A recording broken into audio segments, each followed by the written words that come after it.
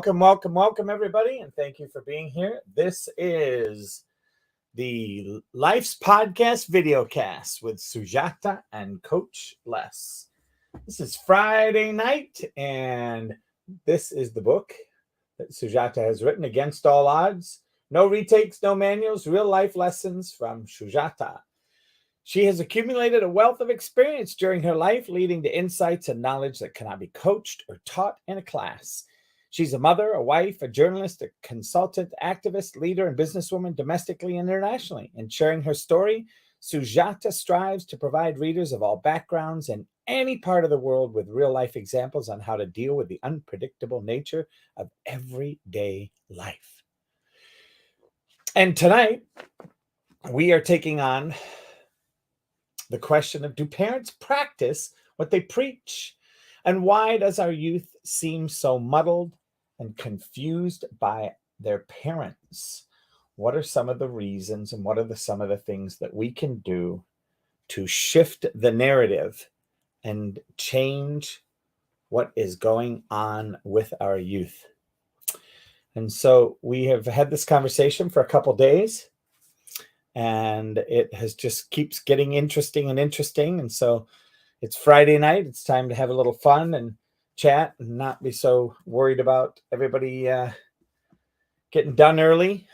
And so thank you so much for joining us, Michelle and Shirley and Hamden and Melissa and Fatima.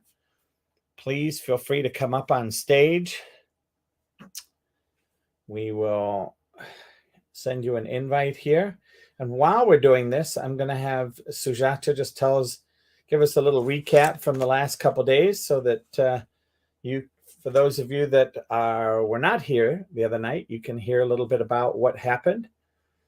And I know Sujata is great at recapping things, so I'm passing the buck. Sujata, it's all yours.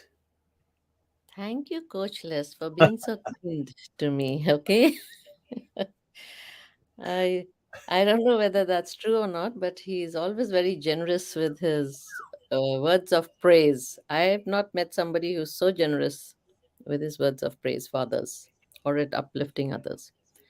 Anyway, what we have been talking about is whether parents practice what they preach, and we had some awesome shares, about it. And I had given a homework also, where there was this family, and the the husband and wife were in not in sync. They have got issues going on, and they have two children, boy and a girl.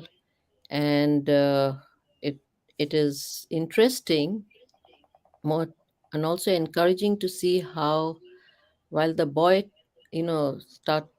starts to emulate his father and abuses the mother, or assaults the mother, is disrespectful. The girl, on the other hand, has a good view of the mother as a mentor. She has me as a mentor, and she chooses not to get you know sidetracked by the environment that she is, and to take a positive approach.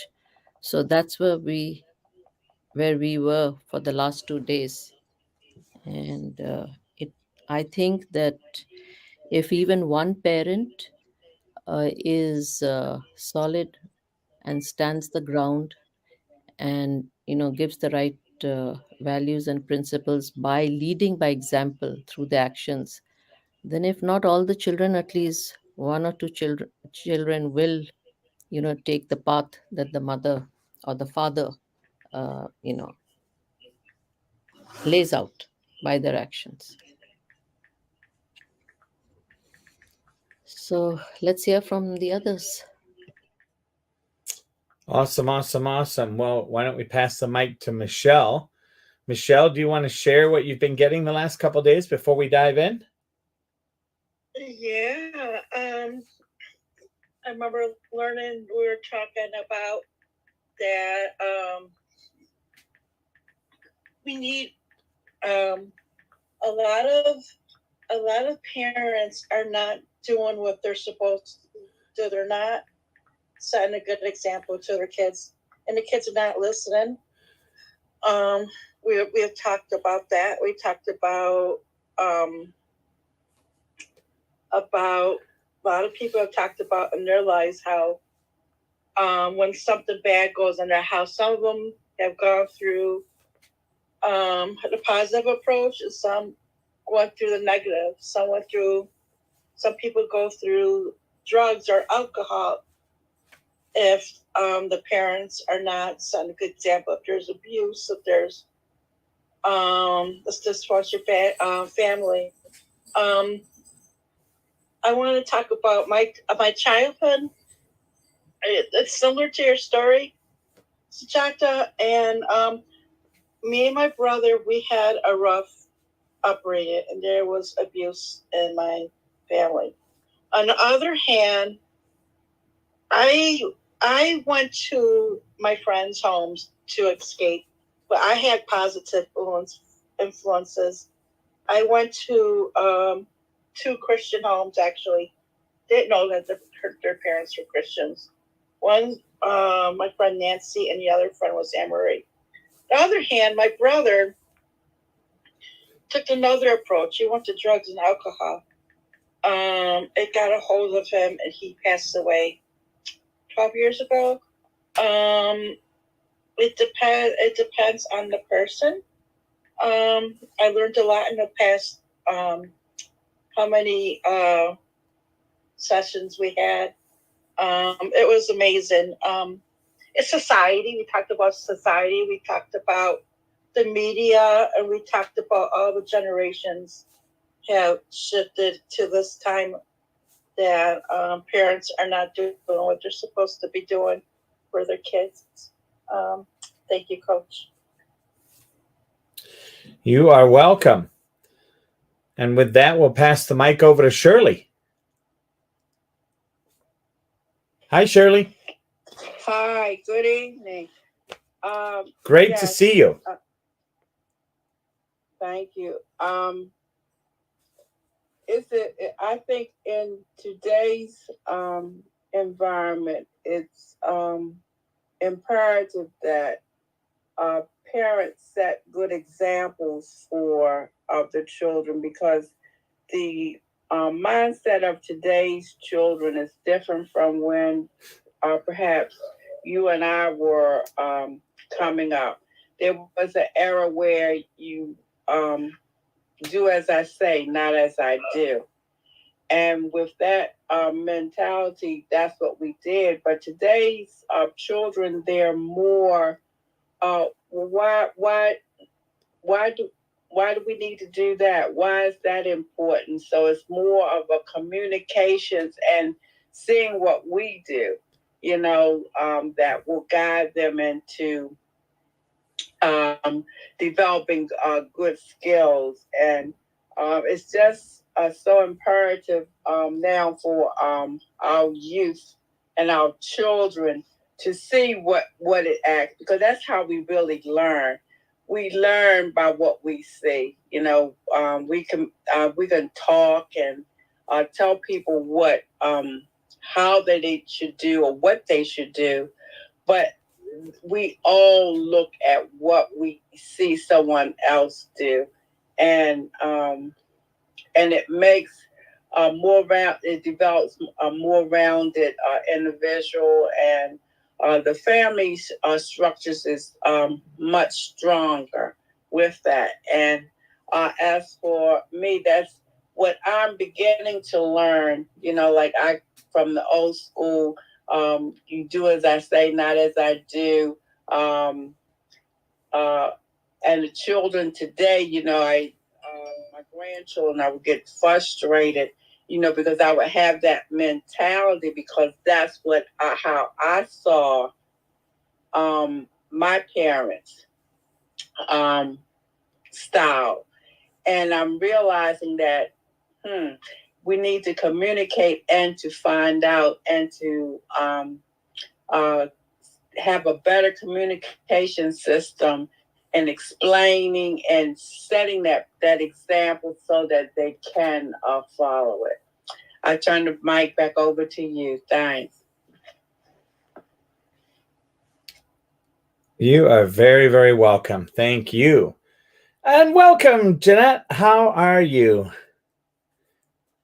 Welcome, Allie. Hello, guys. Hi.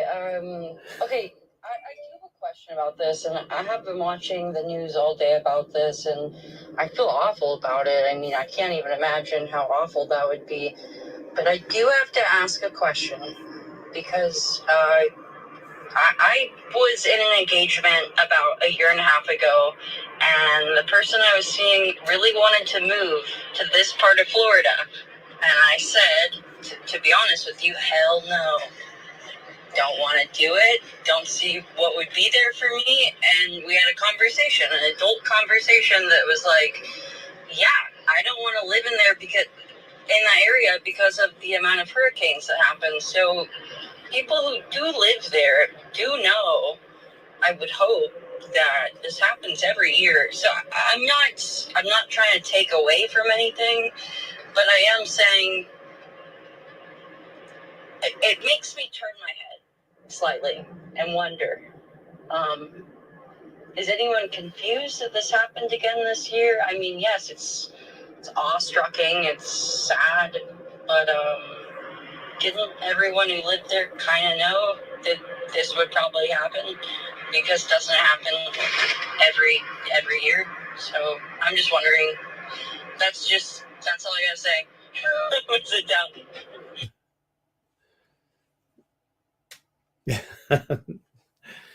All right, Sister Jeanette, I pass the mic back to you. All right, I take it the topic is the hurricane? No. Oh, okay. The topic is, do parents practice what they preach? And why does okay. why? I was gonna say, well, I butchered it. Sorry, guys. Oh, that's quite all right. That's quite. I think there's only because I live in Florida. I'm in South Florida. And do parents practice what they preach? Yes and no. Yes and no. I think today, before moving to Florida, I was an advocate for education. So a lot of times I was the mediator between the parents and the schools when their children had special needs or had behavior issues.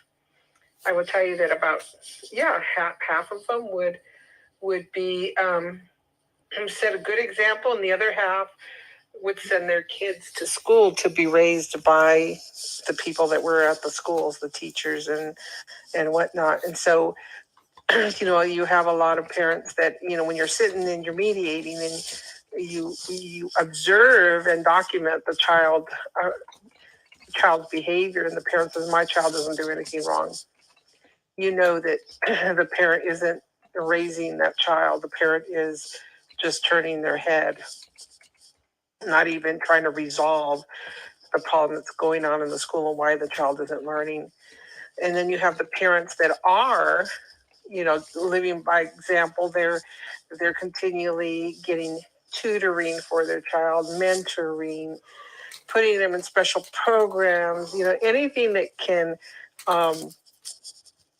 change the behavior, the mindset of the child. And a lot of times it worked and a lot of times didn't. It's that genetic thing that goes on, and no matter what you do, you can't change that mindset of the child. You need a lot of intervention. Working with parents even had took their kids to therapy, and even that didn't work. So you can have parents. You say, so you have to define what is the good example. What is that? What is it? Is it doing everything you can or doing nothing? And are there parents that do what they can? Yes, there are parents that do what they can. What's the percentage? Nowadays, I think it's less than it used to be, because of what I see in kids when they tell the parents, "You owe me money because I didn't ask to be born." I love that, because then I just say, well, your parent didn't put a whole bunch of children in front of them and they got to pick which one they got. And you didn't come with a manual. So if anything, they want to return you. They want to return you. They want to get a refund. They want to get all their money back. They want an 18-year refund. Well, yeah. I'm an accountant. I remember sitting listening to my friends' kids tell their parents, you owe us money because, we didn't ask to be born, and here's what we need. Here's what we want every month. And the parents just said, oh, really? You want to divvy it up? And so they asked me, what would you include in what they owe us? And I said, well, they each have their own bedroom. So take the square footage and what the cost of the house is. And that's what they owe you, because they owe you rent. They can buy their own food now because, if and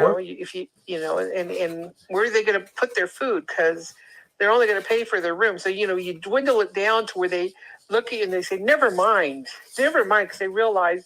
I remember one of the kids said, how are we going to pay you all that money? And the parents just said, get a job. So, and when they have that kind of law, where does that come from? That's another thing. Where does that come from?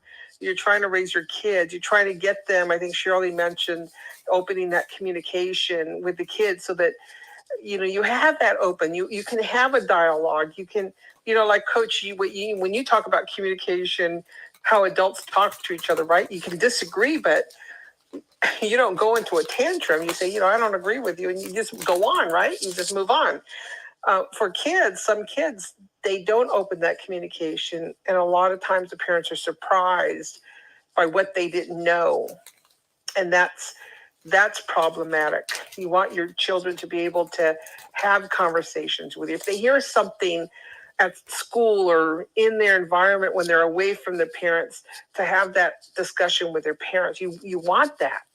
You want that dynamic, because as a parent, what that means is they're learning consequences. They're learning critical thinking about life. And so that all you're doing is guiding them. You're kind of guiding them. You're telling them what to do. You're not the helicopter parent. You're not micromanaging them. You're just guiding them. Well, I'm glad you brought this up, son or daughter, and let's talk about this. And you have a discussion. What do you think? What would you do? And when you ask them, you're teaching them cause and effect so that they can make choices. Consequences is very important for children. I think they're raising themselves. And of course, I say this because I raised myself. I didn't have the parents, to guide me. So I had to raise myself. But in doing that kind of work, and advocacy work, you get to see that kind of dynamic. The parents, have that conversation with their kids, and it's a two-way street. And if they don't know something, they don't ask their friends. They ask their parents. That's the kind of information they want. So, it's hard to say, are parents setting a good example? Yes and no. Yes and no. I can't put a percentage on it because I'm not doing that kind of mediation anymore. But it's both. So I'll turn the mic back to you.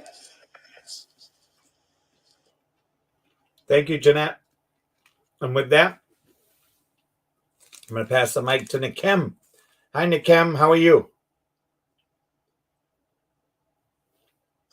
Hi, I'm fine, thank you. What do you think of our fun question tonight? Sorry, I joined in late. I'm still trying to catch up. All right, no worries. It's very simple. Do parents practice what they preach? And if they did, would our youth have more integrity than it does today? Would that be a way to build a little more integrity if parents had more accountability and more integrity? What would it look like? That's kind of that's like a tricky question. Oh yeah, it's Friday night. We don't have easy questions on Friday night. So, my take on that is, it's kind of, that's like half and half, right? Parents are not perfect, so they definitely will not be able to practice everything that they preach, and I believe they wish they do. So, because generally in life is one thing to know the right thing, and is another thing to actually do it.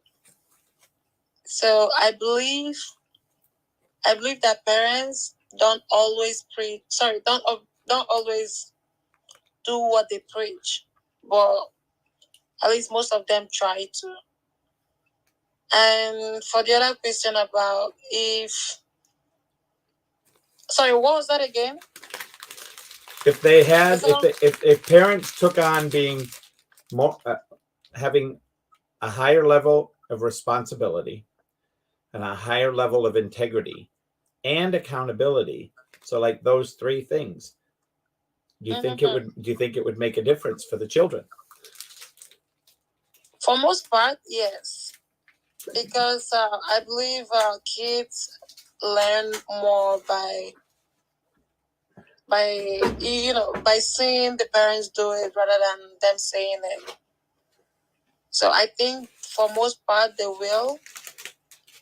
Also because you know how they say practice begins from home, right? So yep. So when they see the parents do those things, they tend to imitate that more, and they will do their best to do it. Just so, first of all, because that is what they see, that is what they are used to, and you know how the Proverb 23 something said, "Train up a child in the way he should go, and when he grows up, he will never depart from it." Right? Yep. So the child is gonna grow up with that, and because the child has been brought up that way, to be difficult for the child to change. And even when the child goes out, the child will always have it in the back of their mind that, that they have to be careful not to disappoint their parents.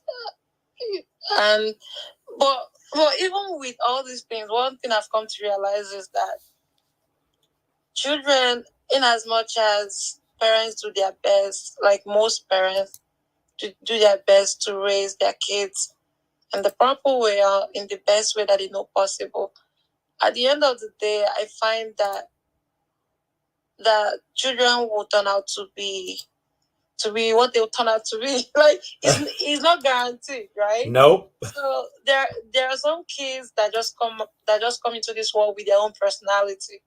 That no matter, like, for most, sorry, I won't say most, but for some situation, you will see parents with, a lot of integrities and all that, and their children, especially one, like if it is in a family of 4 or 3, like more than one, there is always that one child, right?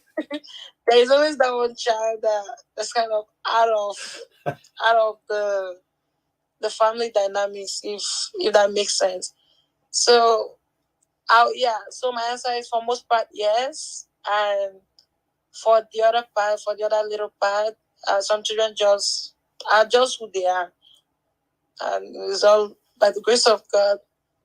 Yeah, I hope that makes sense. It totally makes sense. Okay. Appreciate that. So here's the here comes the wild arrow for the evening.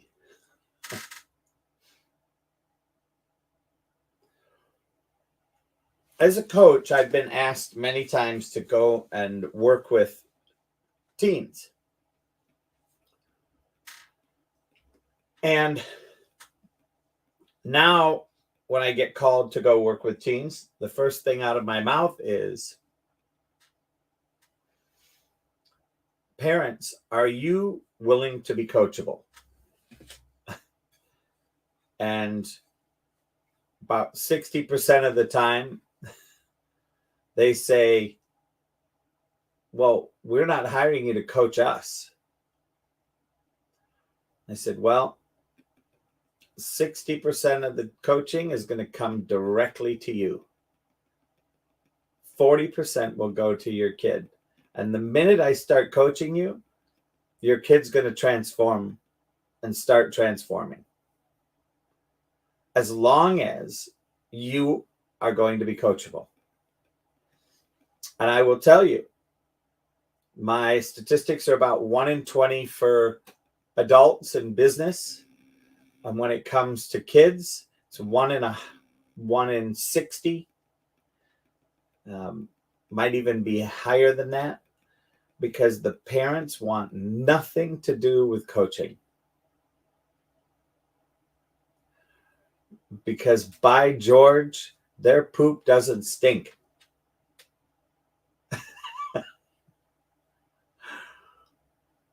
And they scan through their life and they look and they say their life is great. And then after I've gotten to know the kids a little bit in the conversation, because I do a group meeting in the beginning, and I look at the kids and I say, all right, everybody, we set some ground rules. Everybody has permission to call anybody out on the carpet. This is about getting everything on the table. And nobody's going to get in trouble if somebody calls somebody on the carpet. Is that agreed? And I make sure I have agreement. So I get agreement. And I look at and I'll never forget this. I look at one of the kids and I say, all right, what do you want to know? What do you want me to know? And he says, well, ask my mom about her car. It's only 3 years old. And ask her about the trunk. And I look over at her and I said, and I look at the son and I say, so we're going from your room being so messy you can't sleep in your own room on the bed, you sleep on the couch. And then you start wondering why your back is bad and you're now seeing a chiropractor as a senior because you're in track. And track needs you to be balanced and in shape. And when you sleep on the couch every night, you get unbalanced because it's not meant to be slept on. And you can't sleep on your bed because it's got all this stuff on it. And now you want me to ask your mom about the trunk of her car, because the shelves in the kitchen are beautiful. The bathroom upstairs was beautiful. Her closet's beautiful. Her drawers are good, because I did a little walk around and looked at some of the, I said, may I open this? May I open this? May I open this? May I open this? I'm a spy. And he said, ask her about the trunk. I said, okay. And she says, well, the trunk's a little full. And he says, there is stuff if we dug down in that trunk. And he looked me right in the eyes. He's 17 years old. And he says, if we dug down in that trunk, we'd find stuff that was 3 years old. And I went, what? And I look over and the mom is blushing. And the son goes, and I'm sick and tired of when we go to the grocery store, I have to have groceries in my lap because there's no room in the trunk because it's full of stuff. And that was where she was hoarding all her stuff. She'd shove it in the trunk. And that's what the son heard. That's what upset him, you know, and he's like, fine, why should I clean my trunk? Why should I clean my bedroom?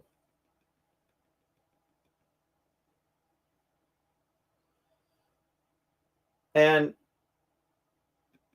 she made a promise, and 2 weeks later, the trunk was emptied out, beautiful, clean. The carpet in the trunk looked absolutely like it had just come out of the showroom floor because it had never seen daylight. It had never seen anything touch it from 3 years ago.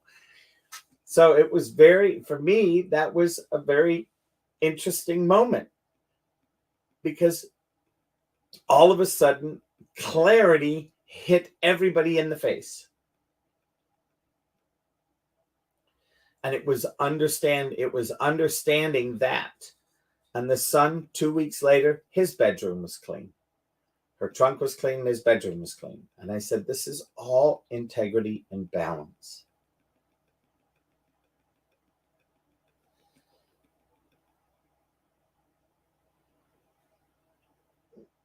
So with that, Sujata, you're on mute. What are your thoughts about what I shared?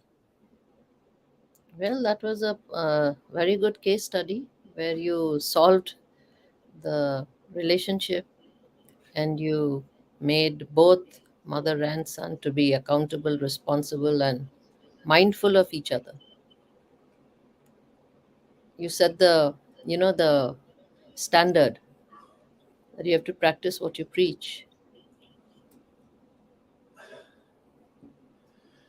Very much.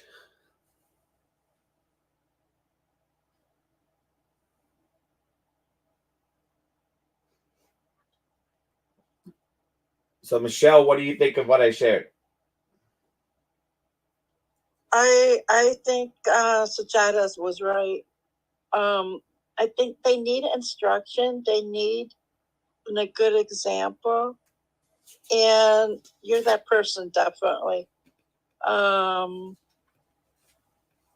They're looking at us. They're watching you. Yeah, they are watching you. The little boy that I take care of, well, a lot of kids in my ministry that I work in, and his name is Bless, and he was helping me walk down the street. Walk down the bus, walking out of the bus, and I was having trouble doing it, and he held my hand. And this little boy was like, I like her, and she needs help, and I want to do something nice. And I know he did that because he knows that I'm there for him. I work with him. I color with him. I mentor him, and that's what they want. They're looking at that. They're looking for the love, you know. And the more you set a good example, the more you show love, the more they're going to be receptive. The more they're going to act right. The more they're going to do right.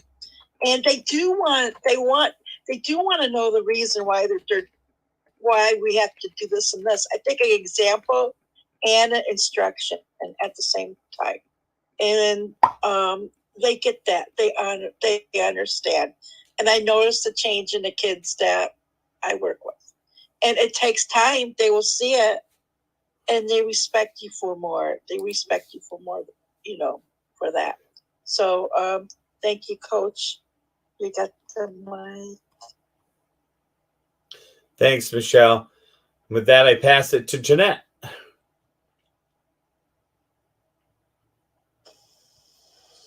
Well, I definitely think, yes, parents need coaching. They don't like it because it kind of gives the hint that nothing's wrong with me. It's not me. And that's their big response. And of course, when it's so severe that you really recommend therapy, forget that response. It's even a little bit more combative. So they definitely are needing it. They just not seeking it. And a lot of it has to do with, I would say for the most part, yes, the communication coaching would be beneficial. Absolutely. And I pass the mic back to you. And I pass it over to Shirley.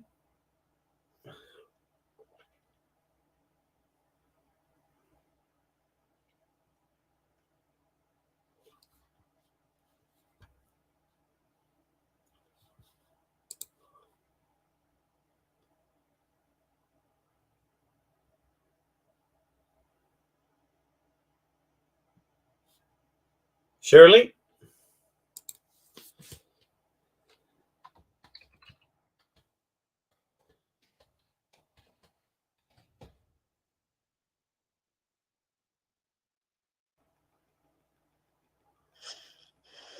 Oh, I'm sorry, I was having problems Oh, no. with the speaker. No worries. What once again, what was the question? We were just asking what I shared about the example I shared, what the thoughts were on that.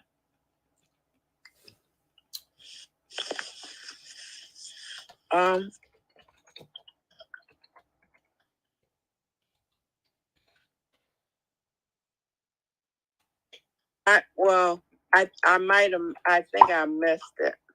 No worries. No worries. No worries. So I'm going to say hello to, we'll come back, Shirley. No worries. Tiffany, welcome. Welcome to the stage. How are you, Tiffany? I'm okay, and I missed the question also. That's when I came in. Perfect. Yes. So the question had to do with, actually, it was a question about what I had shared. So you've missed it, and that's okay. So I'm going to tell you the question that's in the room for you. Okay. I had just shared an example of somebody who I'd coached in a family, and I was just asking what thoughts on that particular example. So the room tonight is, do parents practice what they preach, and why does our youth seem so muddled? So if parents were to practice what they preach, would that level up the accountability and integrity of our youth today? Most definitely, yes.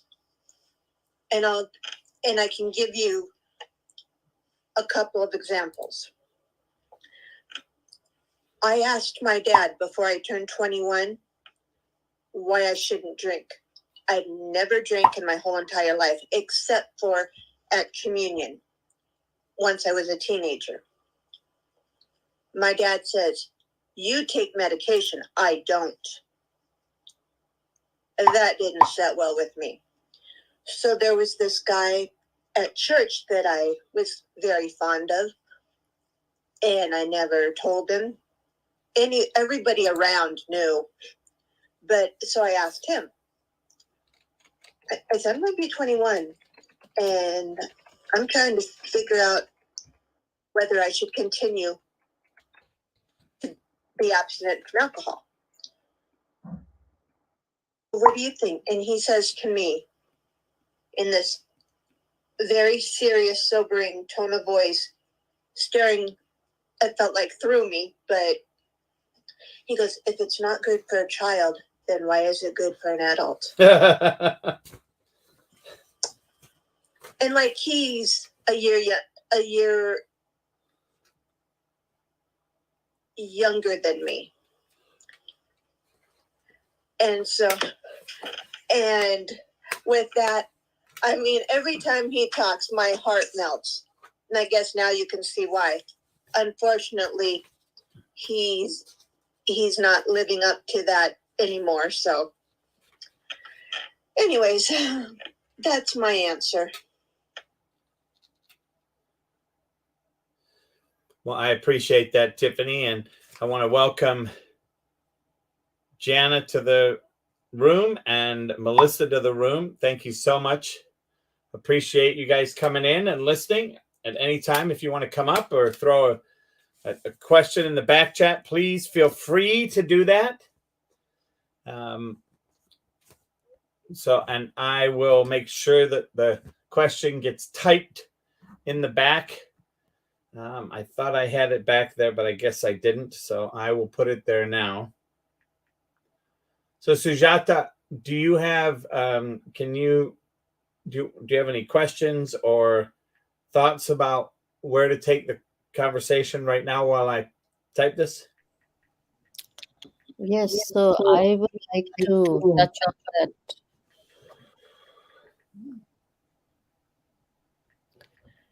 I would like to touch on the fact that, it's a two-way process. While we set the examples as parents and the children observe us and then take the cues, but after a certain age, when they become, say, teenagers and all, they do have a choice. They need not to follow if the parents are doing something wrong, and they can do the things which they feel is right. So it may look like that they're going against their parents, but if they're doing the right thing and their parents are not doing the right thing, then that has to be appreciated, because you do have a choice. Maybe not when you're very young, but when you grow older, you are aware, you can think for yourself, and then you make the right choices. So, you can't always put everything on your parents or your teachers or your upbringing. The key here is to start thinking for yourself at some stage and make the right decisions. Does that make sense? Oh, yes.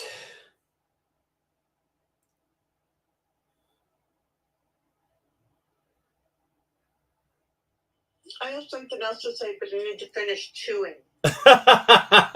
You go right. Where did you get the food, Tiffany?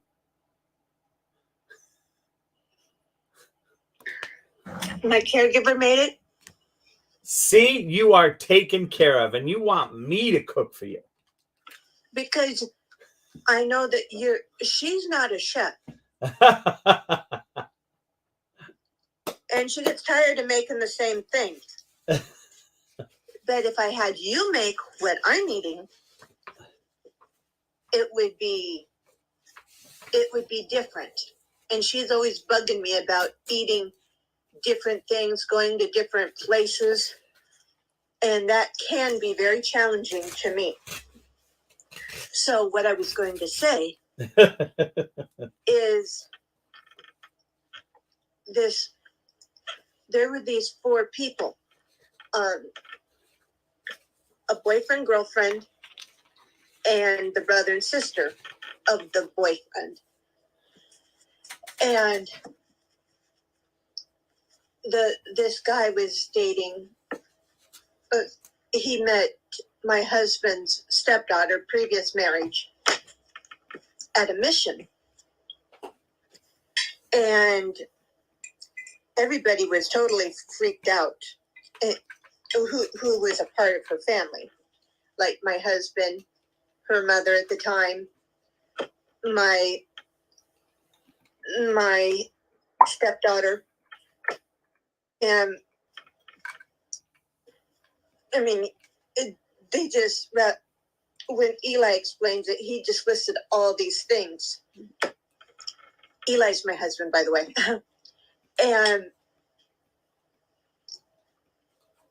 And the oldest one was 25. The youngest was 14. And the youngest one was kept in prison until her 25th birthday. 2 of them got, I think, 18 years to life. Another got 26 years to life. And the oldest one, the one that made sure she was gone, was going to get the death sentence. Ooh. But because they did away with the death sentence in California, now he has life without the possibility of parole. And part of his thing was or the defense and all that, was he was abused by foster parents, blah, blah, blah, blah, blah. And I know that there can be some blame there, but that is unacceptable. I mean, you know how hard it is to get somebody convicted in the first place. It was aggravated first-degree murder. So I kind of agree with, I don't want to butcher your name, ma'am. The lady the one next to Les on the top. Sujata? Thank you. Yes. Do you have an easier way to say your name, like by your last name or something? No, it's Sujata. Sujata? There you go. Now just put it all together. Sujata. Sujata. There you go. Okay. I don't know if I'll remember that the next time I see you, but you'll hear I'll me do say my it. best. You'll hear me say it, Tiffany, and I'll go, hi, Sujata. Okay. So I agree that at some point you have to take responsibility for your own actions. But I'm also thinking, we don't know, people don't always know what questions to be asking, or they don't always know the barriers. Like, I've had plenty of people at one of my churches. I have trouble cooking. I'll pray for you. Why don't you teach me how to cook, since this is supposedly a woman's thing? Not being stereotypical, because I do not like cooking. I will not if I can help it. So some of it has to go back to the adults if they never taught them, so that you can figure out, well, what should I be asking? If you don't have the vocabulary to know what you should ask, how are you going to learn? But at the same time, there is an age of accountability, but I think I'd put it more towards 18.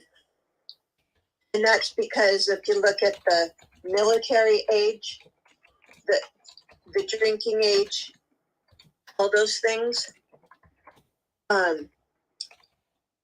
usually it starts, I mean, you get a license at 16, which I think is, at 16, which I think is crazy. You can get a license before you can get called to war, or before you could vote. I'm going to lay down the mic for now.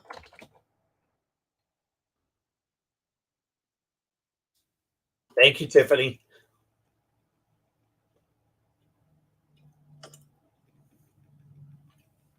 Sujata, did you want to chime in?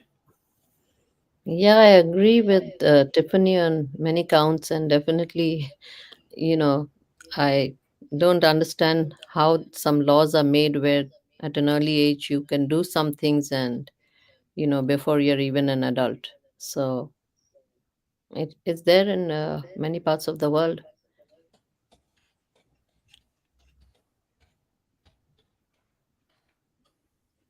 I can answer that if you want me to. Of course. Okay. I'm not sure I got the question right, but the girl was, my husband obviously lost his wife. That's, well, maybe not obviously, but he did. And she is the mother's daughter. That's why I say Eli's the stepdad. And and we had a son who couldn't walk, talk, or use his hands and was on a feeding tube.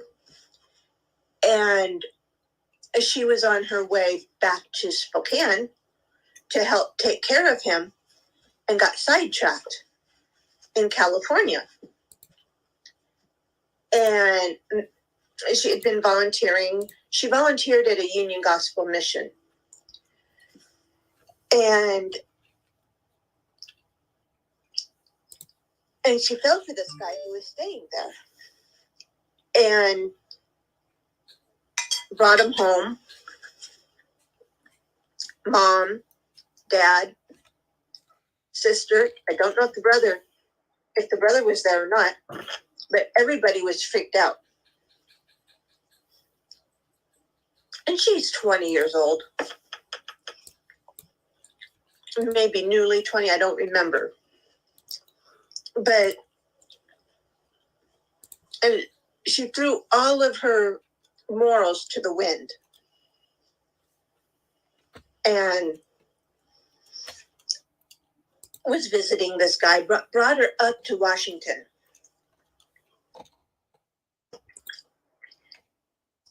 And introduced him to the family. And they all went ballistic. Don't bring that guy back here, blah, blah, blah. She was so mad. Well, I can't have him here. We'll just go pitch a tent and blah. She didn't cost her life. But in the process, she had lost her mother of Halloween the year before. Her brother, my son, the one that I call my son, he almost lost his life. And with those two, she emotionally lost it. And then when she had taken off with her boyfriend to go back to California to meet his family, he got in a fight with her, broke it off, or didn't go on the trip. So the one who introduced her to her killers never got charged because he knew what was going to happen. And we think that's why he started the fight. And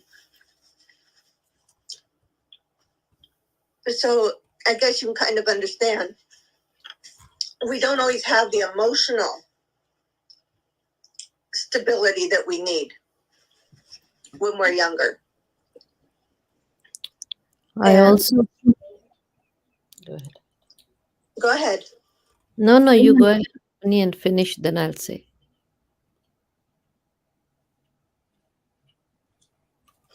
I'm sorry, I didn't get that. No, I was telling that you please finish and complete, then I'll go ahead. Thank you.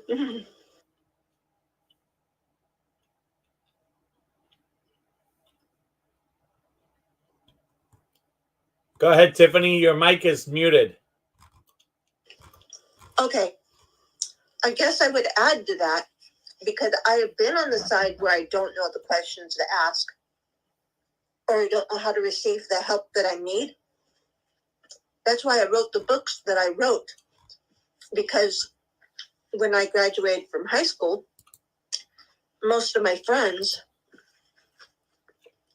or acquaintances had mental health issues or intellectual disabilities. And I would be dealing with a lot of people who says, I want to live on my own like you. I want to manage my money like you. I want to. Or how did you get your parents or your guardian to let you? And after so many years of this, I thought, this is crazy, especially when I was answering the same question, sometimes a couple times a day or even a couple times an hour. I thought, I'm going to write this down. So, all this, because it's more than just, I'm going to move out on my own. It's, what do you need to know to live independently? But if you don't even think about those things, and you're just looking at the reward, then there's a disconnect. But people don't always know what that disconnect is.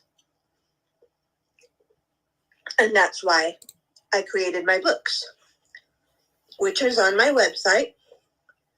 And I think for Sujata, Beautiful. I think you'd find it very, very interesting. And with that, I'm going to lay down my mic. Thank you, Tiffany.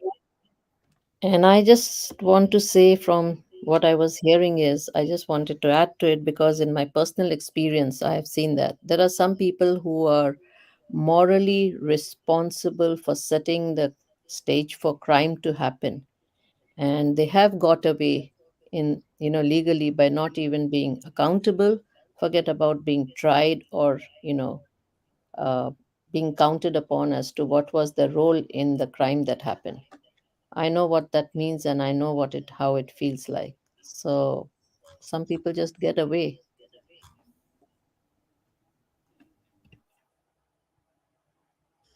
Yeah. Well, let's bring the group back in. I didn't mean to dominate. No, you're not. Don't look at it that way, please. Okay? Okay. I won't. Will you send the food up for breakfast tomorrow? Nice try.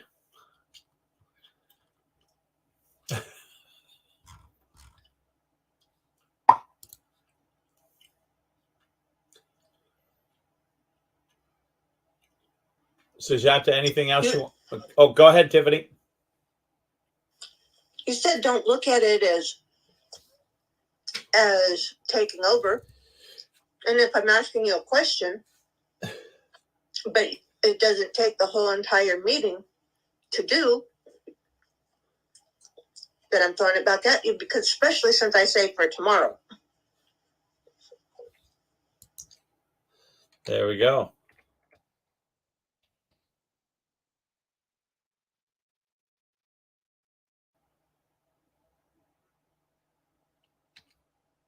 Well, Ginger's in the house. Hi, Ginger.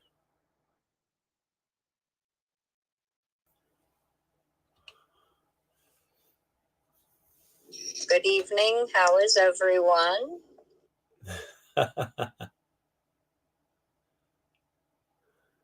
Phenomenal. Alive.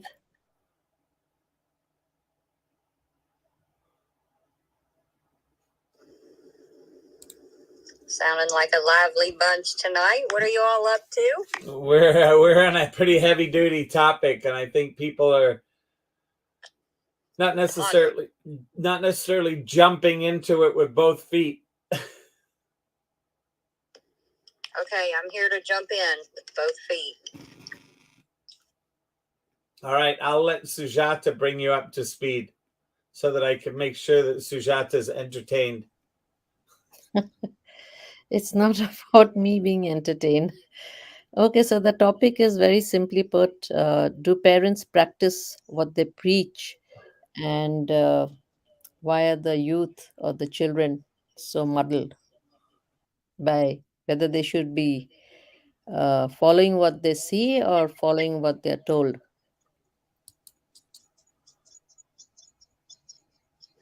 Monkey see, monkey do type.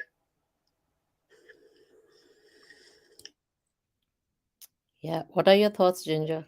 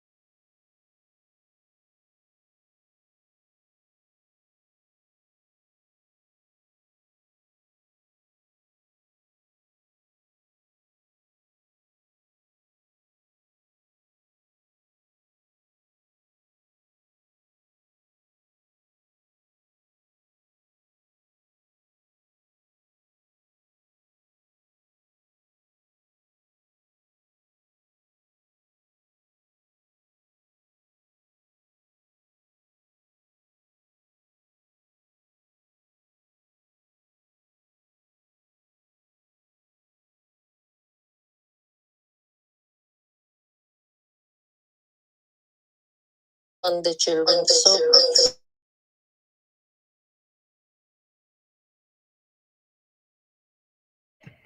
So sometimes the parents dote on their children so much and spoil them so much that the children actually go the other way. So they don't become the kind of children we would like to raise, and they come out in the negative sense, and then we wonder, where did we go wrong and why did they turn out that way? So it needs for parents also to look at how they're bringing up the children, and everything you can see in the actions, everything you can see in the choices that parents make, children make. So each one has to, I think, observe the other, and if there is something that doesn't gel, that you have the conversations to clarify or to understand. And sometimes, or most of the times, they don't have that conversation. So there is no way that if I'm going wrong as a child, and if my parent is supporting me in the wrongdoing, how am I going to know that I'm doing wrong? Because if you're supporting me or applauding me, then from where do I get that, uh, you know, perspective that this is not how it should be? That also happens quite a lot of times.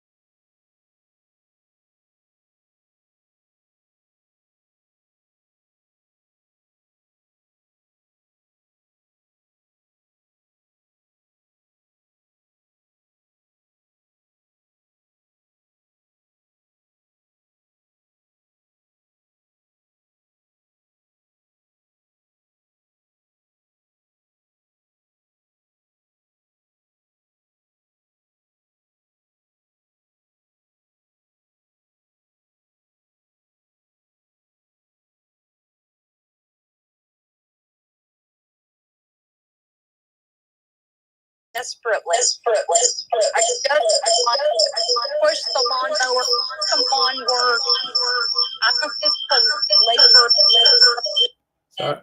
You know, I wasn't even allowed to do that. No, it might hit a rock, and then the rock might hit your eye. I mean, we were just sheltered in that way. And I mean, now my other sisters will not say that because I guess they were enjoying, they enjoyed that type, but I really did not. And so therefore I sort of was viewed as, you know, a little bit of a rebel because I wasn't getting those answers. So I had to make those inferences on my own and internalize them. And just what you said, how am I supposed to know exactly what's right and what's wrong? And because I hear one thing and I see other things. So I think that's why I've always been so observant and hyper vigilant. And well, it worked well for the military. It just, which again was not approved by my family for me to even join the military because, you know, they thought I would get hurt. They thought, you know, just said all of these crazy things that just didn't happen. I just needed to discover everything on my own. I'm the type of person that God literally has to come down with a 2x4 and hit me across the head. And then okay, that's how we don't do that again. But, you know, so I made sure that my children were not raised that way. And they are, I mean, I'm just so blessed in that fact. They don't drink, they don't smoke, they love God, they know how finances work, they understand what a credit report is, they get it. And I think sometimes I live vicariously through them. Of course, wanting them to be better. We always want our children to be better than we as parents. I think that's obviously the ultimate goal. Oh, I'm done.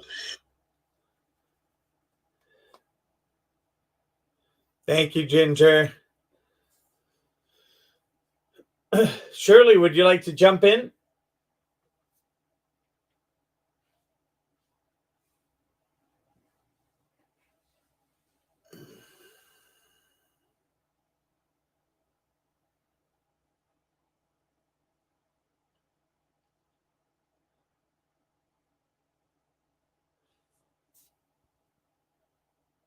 Oh, Insight is in. Hi, Insight. Come on up.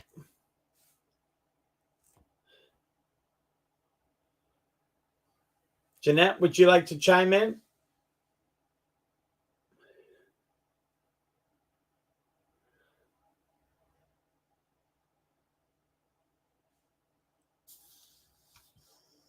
Sorry, I'm multitasking. No worries. I was just about to ask, can anybody hear me?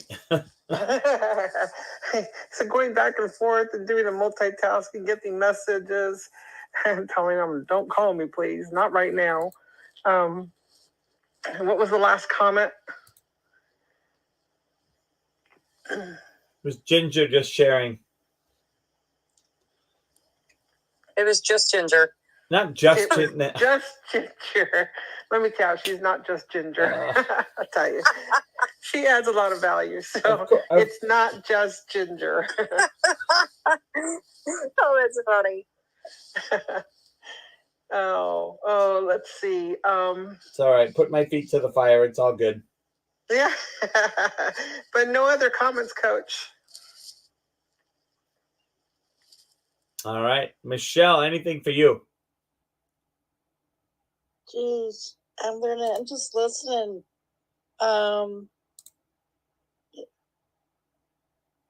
I think, I don't know. I think everything is like overwhelming. Everything. I'm learning so much. I don't know what to say. I'm just thinking about how we have to get back to parenting our children someday again, and just an example.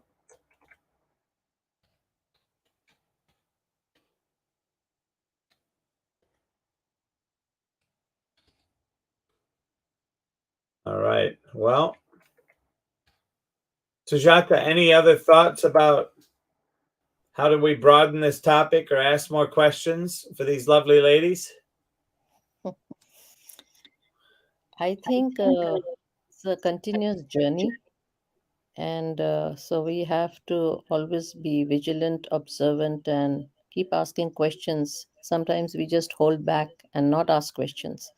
We might think it's not relevant, or it's too simple, or it's silly, but we should always ask, because there's no harm in asking. And if we see something going wrong, then we need to correct it. We should not let it go. We sometimes let things slide till it becomes a big thing. It's always, in the details.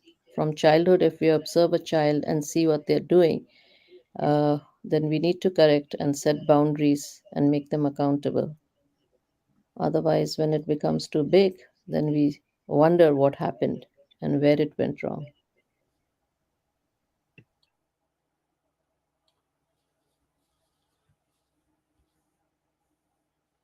I could not agree more, and that is exactly why I have a life coach.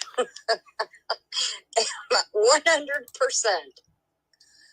100%. And I cannot tell you, I just want to share this, how you literally, Coach, how you're changing, how you're impacting my life right now, at this point in my life, and in my adult children's life, which also trickles down to little Nate, who's 13.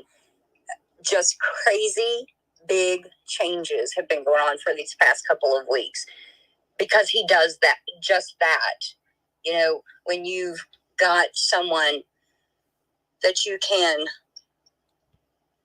ask those silly questions, because they're really not silly, you know, and that you can be transparent with, and to have that accountability is just amazing.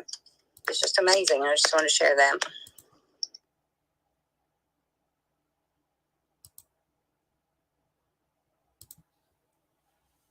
I appreciate that. Hey, Shirley, are you back at your mic yet?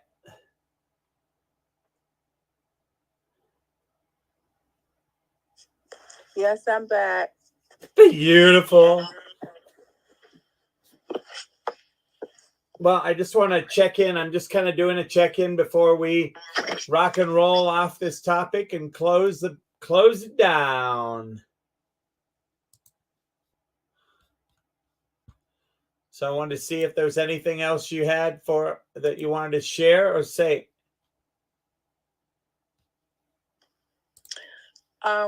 I guess my final thoughts is the mind and life itself is such a journey, and as we travel, once we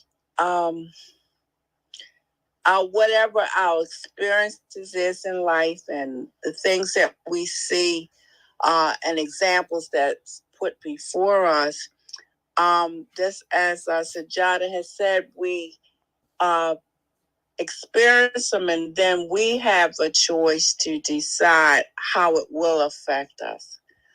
There are some experiences that may have been very devastating, and it takes help for people to follow a different pattern. But in all, everyone should have an opportunity to really find the joy in their life journey, and to be able to pay it forward to help someone else. You know, whatever your experiences is, or whatever that you can help someone else to get over that hurdle, or to manifest something that's useful as being a responsible person. And I'll end that, turn my mic back over to you. Thanks. I love it. Fabian, woo! He's back. Coach Les. You came back at the perfect time. Okay, that's good to hear. What are we talking about? What's the topic tonight, Coach Les? Well, we're taking another cut at the parents practicing what they preach, and if they were to practice what they preached and took on another level of integrity and accountability, would that make a difference for our youth? And or said another way, would it make a difference? If so, what, how, where, when, and what do we get? How do we get it set up? What does that look like? So I don't know if I gave you enough questions to play with.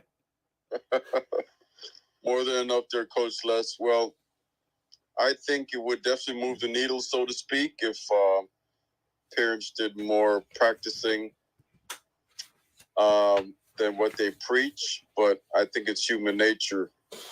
I play a large part of it, along with the parenting, where we're looking at, you know, are we having these conversations around the dinner table now, or are your parents just giving you an iPhone to raise you, pretty much, you know? So we're in a different time now. I know with my boys, for example, you know, that was one thing that was required, that we're going to talk about the day around the dinner table, and we'll find out what's going on with you at school and otherwise. I just don't see that dynamic anymore, Coach Les, as often.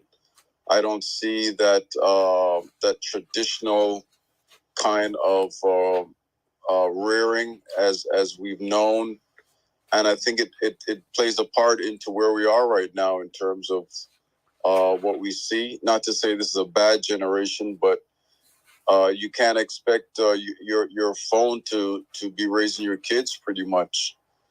So it's no surprise. It's no surprise. But I'll say this. I do think that parents have a double standards with how they treat their peers and other adults and how they raise their kids. So they let their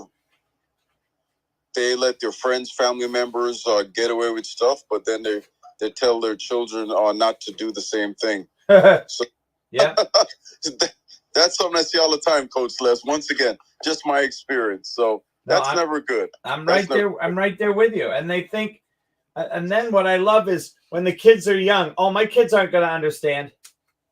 I'm like, you're. I don't know what you smoked before you had a child, but they're like little computers. Oh my goodness. And they're smarter than ever. Are you kidding me? Of course. They can tell you more about your phone than you can at like 6 years old. I know. It's ridiculous. And then we hand it to them and we wonder why they're not interested in paying attention to us. Right. It's like, because we're not as entertaining. We're not as smart. It all makes sense, Coach Les, when you look at it. That's all I'm saying. When you step back a little bit, it all adds up. Nothing here is a surprise. It all adds up to me. And can I say something else? Tiffany, quit asking. You can always chime in. You're a part of this world and a part of us and your family. I don't want to be interrupting the person who's talking. That's why. I'm trying to be polite. That's kind of my way of saying I have something to say. Perfect. My husband's other daughter was raised the right way, but did not go. We sent our grandchild to a Christian school, and I think he wanted to send her to a Christian school, but he couldn't afford it. But he basically set down the rules and always talked in really big words.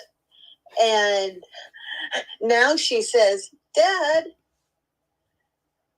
my kids think I'm talking words that don't mean it." That they're like, "That's not a word." So that's one thing I was going to say. And the other is her moral compass more or less turned upside down. After she ran away from home, got pregnant with a child that we raised, the grandchild that we raised, and her following two kids have two different dads also. Sometimes we're just amazed that she's still alive, just because we don't know what's going to happen next. So she had the right upbringing, but she was raised in public school. And I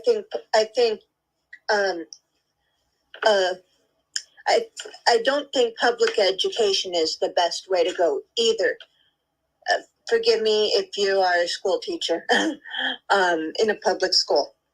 But even a lot of my church friends that are public school teachers send their kids to private school. Now that's saying a lot. So I'm going to lay down the mic again. Thank you, Tiffany. Hey, Mr. Kavendra, how are you?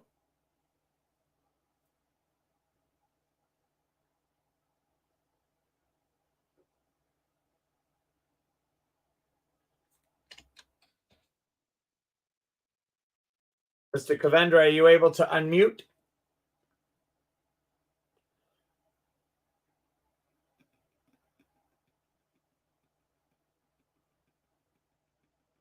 We're coming to you next, Mr. Kavendra.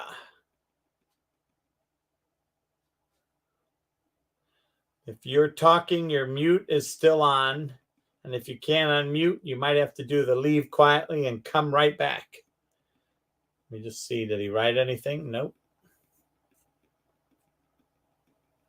Am I unmute? There you are. Perfect. Okay, so I just kind of got the tail end of the conversations that's been said just now. So a very good morning, or well, it's morning here in South Africa, but hi everyone. Would you like me to give you? I'm just listening to what Tiff said, and I think can you hear me? Yes, I can hear you. Would you like me to give you the question? Yeah, please. Thank you. No worries. So the question is, do parents practice what they preach? Whoops, somebody booted him to the audience. Careful. Careful with that, everybody. Thanks, Coach. No worries. My apologies. I don't know who did it, but it's all good. Do parents practice what they preach? And if they were to practice what they preached at another level, would our children, the children of today, be less messed up?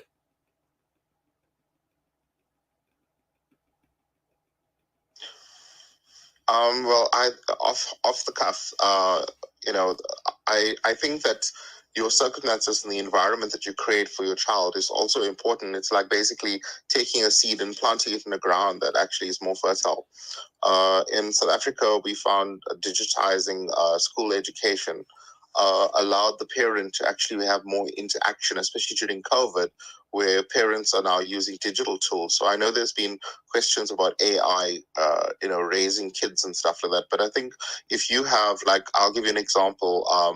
I don't have kids of my own, but whenever I go to my niece's home, she has a rule that when you walk into a house that you leave your phone. If it's important, you leave it on and you leave it at the door in a basket. All right. So our home is a cell phone free environment. That's one. And when we speak to the kids, often the kids sit around the table with us and we have a solid conversation with the kids. And we found playing board games and more interaction very intuitive. And then I've got like another family where the kids are all on their own. So what happens is that when you leave a kid to grow on their own, it's as good as having a pot plant in the house and ignoring it. And I think that we socially, as social beings, we need to have engagement. The kids do have an hour that they play PlayStation, but that's given more on provided that they actually engage. So when I look at my other relative that actually has kids that are on their phones, they've got all the latest technology. They got everything that we think a house is needed. So they've got technology and high-speed internet, etc. But what happens is that we lose the sense of sociability amongst ourselves. We drop kids at a school and expect the actual teacher to educate it, or in this case, the AIs replace the teacher in most cases, because you can now pause the class, whereas when you're in school, you had to pay attention in order to understand it. So I think a lot of the issues that we tend to experience is that we don't parent our kids. We tend to pass on that responsibility because we're too tired, we're too exhausted, we're too fatigued, we are Zoom fatigued, we are team fatigued, we are Clubhouse fatigued, whatever fatigue that you want to use. And I think that parents, from a responsibility point of view, I think that if we take the onus to engage socially with our children, we will see a different world. And I think that we also, as parents, cannot necessarily expect our children to fulfill what we are not fulfilling in our personal selves. So we are feeling a lack of inadequacy. So therefore, we would not necessarily engage with our children because we feel inadequate. So that's also a reflection of our socializing and social beings have actually kind of changed. I think also the element of faith and core values at the house is so critical. And, I'll give you an example. I've gone to a public school. I don't think I turned out badly, but I never got raised by my mom. I got raised by my granny. So she was at home. And I think the social system then was a little bit different, where you find the nurturing element and the values values and traditions. Like, I believe that I am a traditional person because I've got a lot of the values that my granny taught me, that is instilled in me as a person in terms of respect for others, vocalizing what your emotion is, but also where I have a different role to play. And sometimes I look at my own sibling, even though we have the same parent. I grew up in a one-parent home, and we had to move in with Gran because mom couldn't survive on her own, whereas my two siblings are like 15 years older than me. So when I was 5, they were already 20, and they had a different lifestyle. They had two parents. They were dropped and fetched from school. There was no technology back in the day in terms of that. You needed to own an Encyclopedia Britannica on this end of the world in order to get knowledge or to experience something. And back then, knowledge was seen as power. But I think today, the nucleus of a family is undervalued. And I think in society, we've become too tired, too exhausted, too fatigued to actually become adults that the children will look up to. And I think the presence of like, for instance, when I go to India, they always refer to the West as a fatherless society, because we find that, as Tiff said, that there's many nucleus of families is not raised by like a parent's system. So one of the things that we observed in Africa, especially in South Africa, we celebrate Ubuntu, where it takes a family or a community to raise a child, which is quite different because you technically grow up with different sets of parents throughout your livelihood. So I think it's also a social engagement between our parents and who they consider family or friends, because those could also be different elements that your children can actually grow with. And I think it's important to know, and I think with Steve Covey and a few others, I don't know whether it's Zig Ziglar as well, where they say that it's so important to actually surround yourself with people that are going to uplift you. So I think it works also in family dynamics and who you choose to upbring your child, opposed to just taking it on your responsibility. And I know there's a lot of other social problems, but those social problems have been started off with us. So when you say families together and then you have your barbecues, like in America, we call it braai in South Africa, we introduce the social system to our children. We show them examples, but we are not socializing. So you don't expect your child to reflect that need. The other point I'd like to just put onto the floor is that when it came to growing up, I grew up in one of those huge Indian homes that when it came to family, we all lived together. So I wouldn't say throughout my stages of development, because I grew up without a father. My dad passed when I was 3. And most of my life, I had different uncles that stepped in and played a different role in how I developed as a person. And they've also given me different perspectives and that. So in Africa, we say that it takes a society or a community and who you socialize with to also have the rearing of your children. So you might have a single person, like I tend to babysit my my niece's kids. I am their second father figure in their lives, and I play cricket with them, and we have this amazing engagement, and they talk to me, whereas when I was a kid I was told kids to be seen and not heard, whereas today we engage with our kids, and the kids are socially amazing. When I see them, they're like, oh, come, let's do this, and I'm like, no longer their uncle figure, but I'm like this interactive father that they probably don't get from their dad. But this is why I say that we as society and who we socialize with as the adults and our families, we need to educate them of those things. We can't let the excuse of a fatherless society be the carcass of us passing on technology and expecting kids. And of course, kids are not intelligent. We are all intelligent. It's just that they are having access to information far more earlier than we would have. They're born into technology.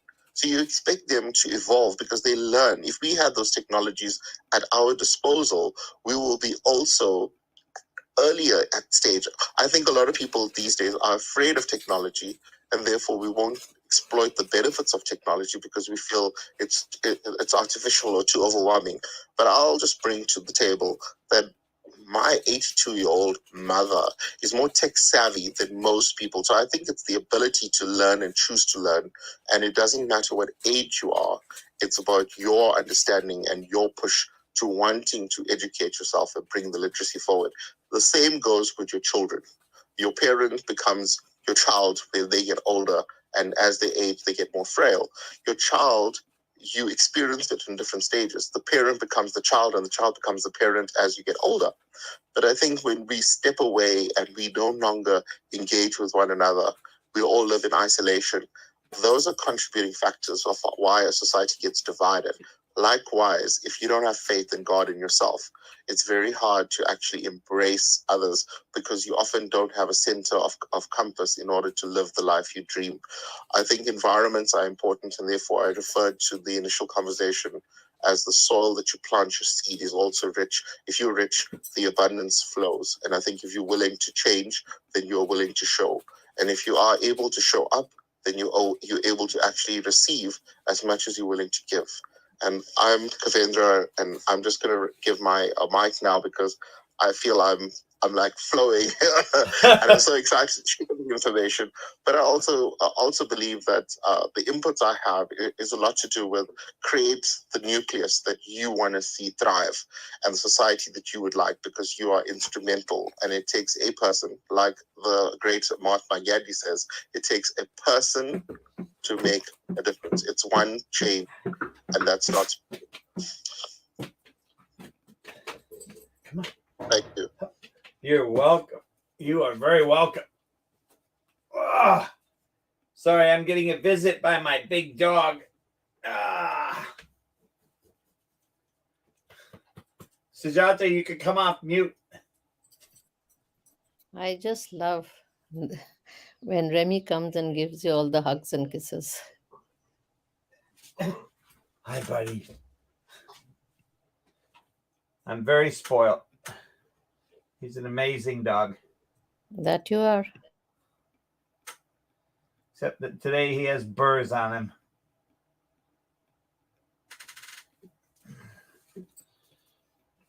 Well, Kavendra, thank you so much. Hi, Ginger there. Ginger's got her dog in her GIF.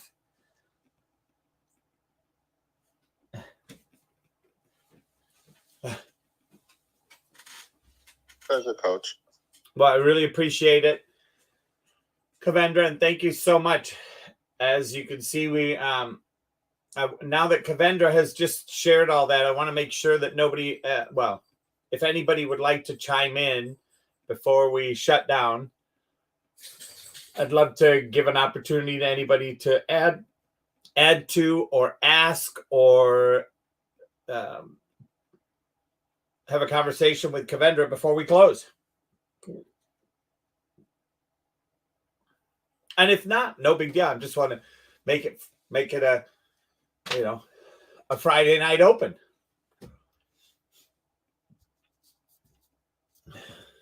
All right.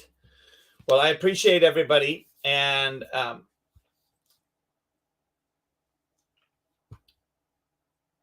anything for you, Sujata? All right. Well, with that, ladies and gentlemen, I'm going to make this painless and fun.